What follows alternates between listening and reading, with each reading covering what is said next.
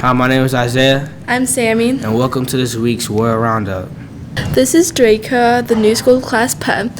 I'm going to tell you about Peace Day and what it means to the students at this school and creatures.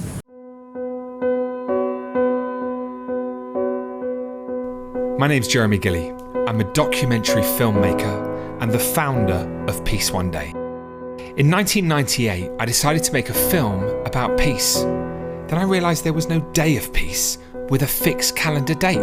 That was it. I was going to try and establish the first ever annual Peace Day, a day of global ceasefire and non-violence. Today in the Peace Day home base lesson, we started off by watching a video about peace. Afterwards, we were each given a strip of paper, and on one side we wrote what we were going to do to make North Junior High more peaceful, and on the other side we wrote what we were going to make our community more peaceful. Afterwards, we created all those strips of paper into a chain link that all the home bases are going to put together and put in the cafeteria. So I said that I was going to make peace at North Junior High by making a new friend, because when you make new friends, that creates peace. And then I said I was going to make peace at home by being kind to my younger brother. Stay peaceful.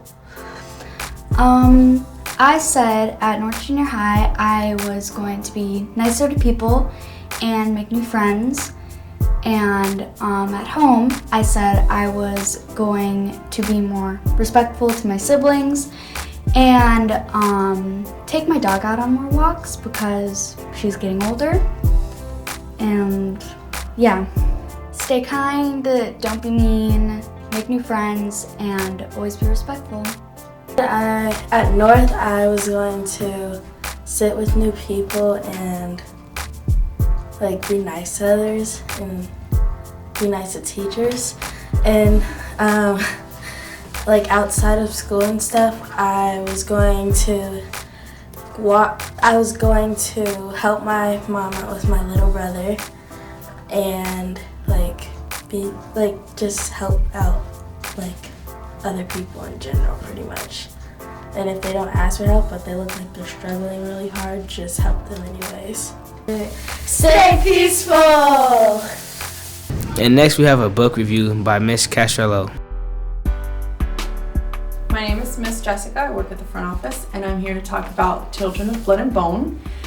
It's a book with themes of inequality and prejudice, duty to family versus duty to self, and faith and tradition. It's about the Orisha and the Yoruba people. And it tells a story of a kingdom tarnished by a violent past and the ongoing oppression of its magical people. Fun fact, my religion is known as Lukumi, which is of the Orisha and the Yoruba people. So the religion that this book is based off of. And I found it so interesting to see kind of flavors of my culture kind of sprinkled throughout this epic high fantasy. So I'm Cuban with Yoruban ancestors. The author, she heard of the religion when she was studying in Brazil, and she was just so amazed with the representation of just the African culture and the African people that she decided to write this book. So this book is so much more than a fantasy story, though. It's a reflection of how prejudice and bigotry kind of drive fear in our society. It calls attention to the tension between the responsibility to family and the duty to self, and being just true to oneself. And the evolutions that the characters take because of these truths is really, really cool to read. So this book is about living in a society that teaches you to hate what makes you magical. And I think that that's such a heavy truth that we should all be aware of, to kind of shift the collective conscious to reveal the world really for the magical place that it really is. Children of Blood and Bone is an empowering adventure on a global scale. And it's a testament to the beauty and the power and just the resilience of women of color. It reminds us that what makes us different makes us special, and it's up to us all really to leave the world a better place than what we found it. It's a beautiful journey that I think that we should all take, but yeah, it's pretty great. It's a beautiful story. All right, as you can see, we're getting ready for our first rocket launch here in 9th grade pre-engineering design class. The excitement is certainly in the room.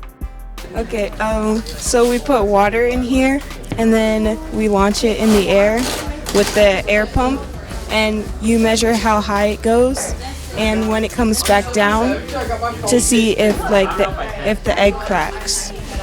And so we create a cushion so that it doesn't crack.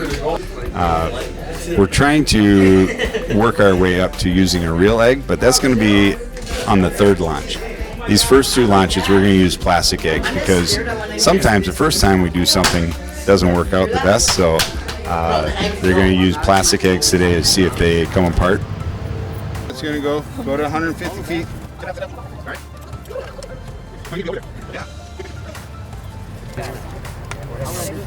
We all know that this is PSI 45. Hey, next one, ready? 3, 2, 1. Oh! There we go. Look at that. Woo! What is that? Where'd it go? Oh, dang! I don't even know where it is. Oh my god! I did 30. Your number been so high. Why is it? 1. Oh no, he beat me. He's dead. 1. Oh, you didn't even see it on my phone. It's too bright. Okay, the way you know if the egg survives, if it breaks, it can only break in half, so it's most likely not to break. Hey, it worked! Woo! We got one to deploy. Well, surprisingly, it survived. I didn't think it was gonna survive because it's right in the front and it landed like on the egg, but like it went way higher than I thought it was gonna go. And, yeah, but I'm gonna fix it. I was gonna put it in the bottom one, but I didn't have time to, so I just put it in the top one. I'm serious. Eventually, we'll be using real eggs. We'll see you back there for that one too. Welcome to the Pride Jolly. Good morning, North Junior High. Mr. Hintz here with a couple of my friends, and we're here to do the pride drawing. First up, from the 7th grade, Lucy Krawczyk, for being positive, recognized by Trisha Livingston.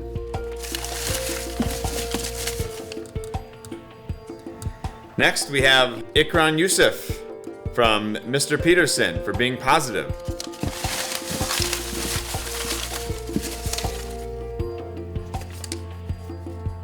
From the 7th grade, again from Mr. Peterson, Blake Llewellyn for being excellent. Next one, again from the 7th grade, recognized by Miss Lee, Kyra Hoppy for being excellent.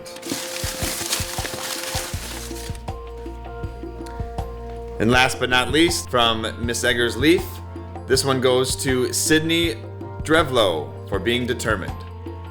Nice job, everyone. Go Packers.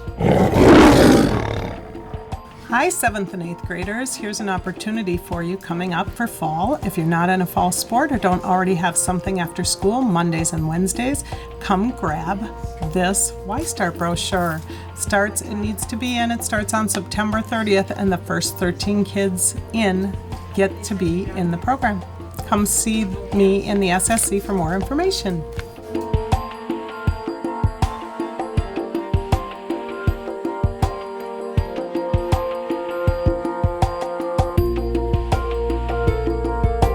That's it for this week's Royal Roundup. Thanks for watching.